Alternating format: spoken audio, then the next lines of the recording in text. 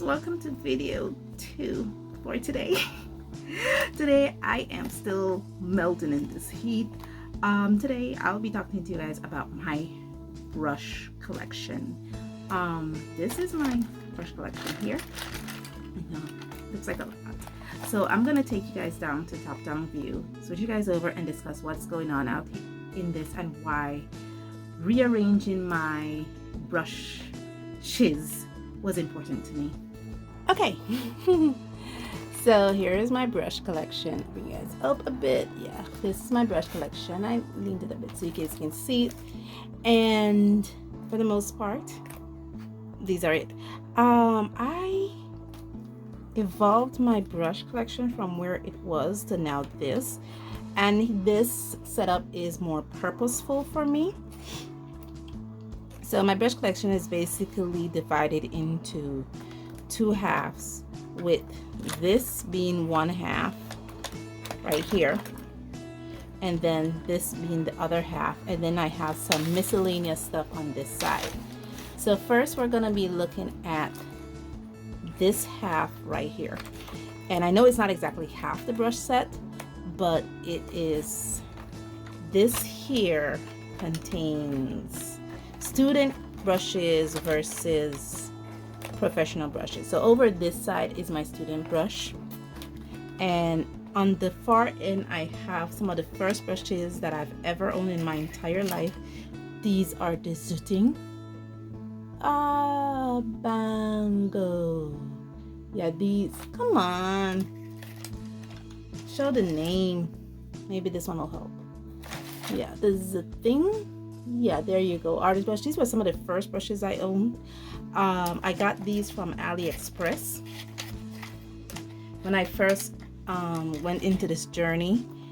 And the thing that I love about those brushes is that they're very stiff. I love them that they're stiff. However, let's move you to the side. Let's bring this down a bit. Thank you. They're very stiff. But as you notice here, especially on this one here, the paint doesn't hold up.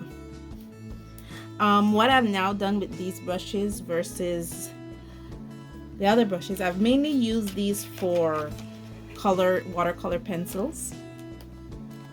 The other brushes that I have is the pointers. I've also have those on this side of the this side here. So all the pointers are within these two rows here. And I know there was a point when I did the month of the gouache, I swear by the pointers, but now I'm not, so I don't swear by them anymore. I still use them a lot, especially when I'm doing acrylic painting. Yes guys, I do acrylic painting now, and when I'm doing gouache painting, but I don't use them as much. The brush I find myself gravitating to when I'm wanting to use something watercolory, but I want to use a stiffer brush, are these ones. These are from Milan. Yes, these are the Milan 311. These are really nice brush. They're soft. They have a great snap. They reminded me of this brush here. This is the Princeton Snap brush. Yeah. So these reminded me of the Princeton Snap brushes. They have a great snap to them. And I do have a few Princetons. I have 3 Princeton Snap brushes because that came in a set. I have these ones here, which are the Velvet Touch brushes, which also I got as a part of some art boxes that I had previously. And then I have this one Princeton Dagger brush that was gifted to me by a friend. So, by Princeton Neptune. So I have a couple Princeton brushes to hold me over. The one brush I find myself using a lot is this brush here. This is, yes, the Lindsay Rarich brush from Craftmo. And these brushes are really soft. They hold a lot of water. They're really good to paint with. These brushes, it was intimidating at first, but as I got to use them, I fell in love with them. And I love painting with them. They're synthetic, so they're not real hair brushes, they're synthetic hair. And I really enjoy working with them. The other brushes that I have here is from Zen Art. There's another set of brushes I have. And these brushes also I find myself gravitating to. Let me show you the one that I use the most, which is the Zen Art number 10 round. Like the Lindsay, they're soft brushes, but they're a bit stiffer. And I find myself working with them a lot. The last brushes in this corner here I find myself working with are these brushes here. These were gifted to me by a dear friend of mine. Yeah. He gave me 3 of these brushes. He's now with the angels. And I was so intimidated by using them because he brought these for me, and I was like, when he passed away, and I keep looking at them, I didn't want to use them, but it would have hurt me if I didn't use them and they started to fray on me. So I said, you know what, let's start using them in his memory. So I pulled these out.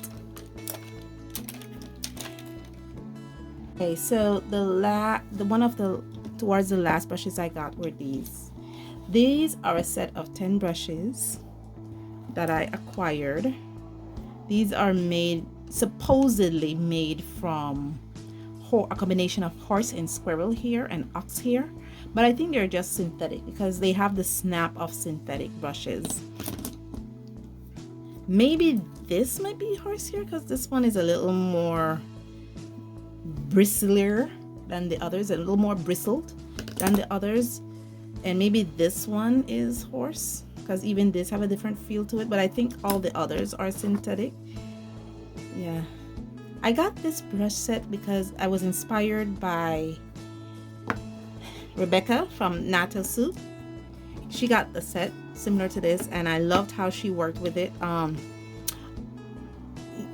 She's such an inspiring artist and YouTuber. I will definitely link her review of these brushes in my description below because these were really nice. I find myself also, especially if I'm doing watercolor piece, I find myself gravitating to this brush a lot, or using this one or this one, you know, so really enjoy using these. I haven't done a lot of big washes that justify me using this, but I like the fact that I have this set here and I have a good collection of different type of brushes. This is their slant brush, you know, good collection of their types of brushes. Filbert, I think this is a scrubber. This is what they call a feather brush. So I have a very good collection of different types of brushes to try.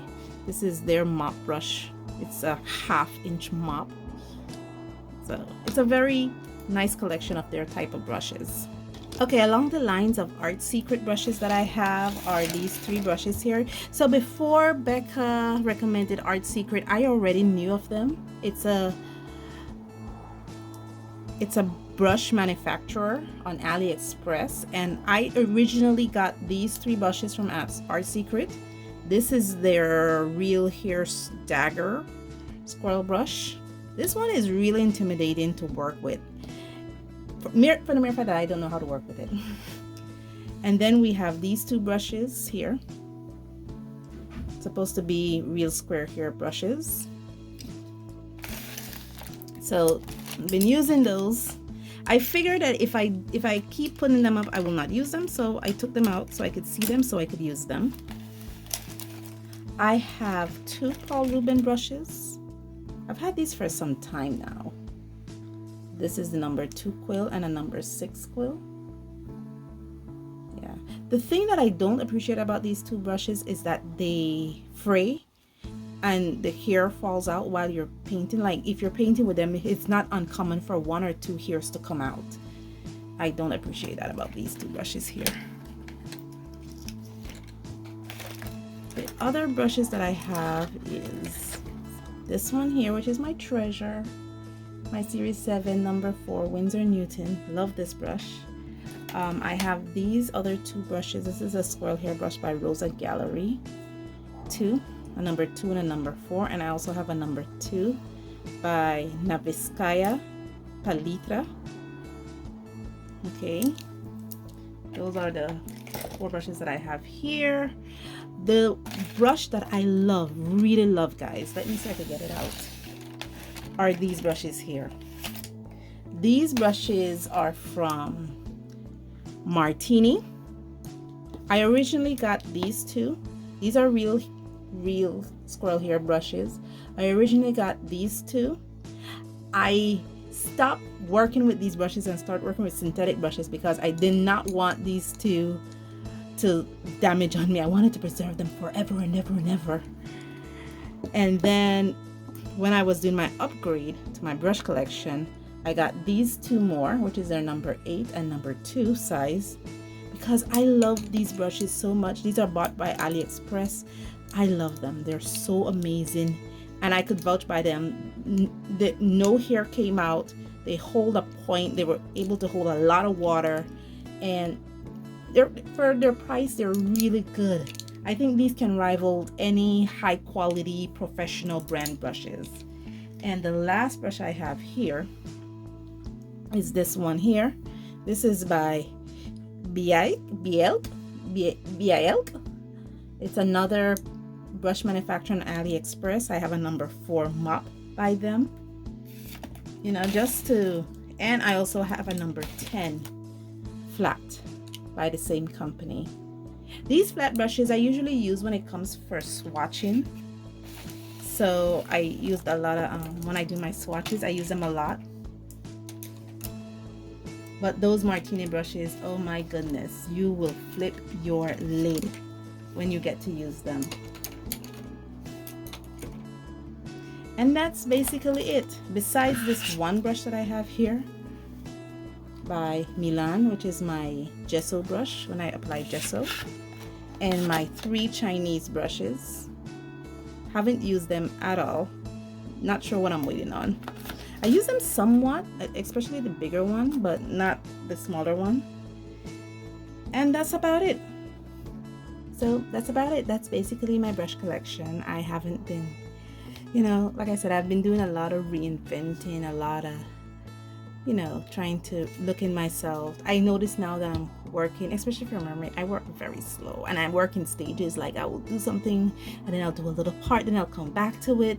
So I'm not sure if that's a part of the art journey, that I don't sit down anymore and do something in one go. I will draw it, then leave it there for about a day or two, then come back to it, then see if there's anything I want to change on it, and then I'll ink it, and then I'll color it. So yeah, thank you guys so much for joining me on this journey, and as always, stay safe, stay blessed, and I'll see you in the next one. Bye.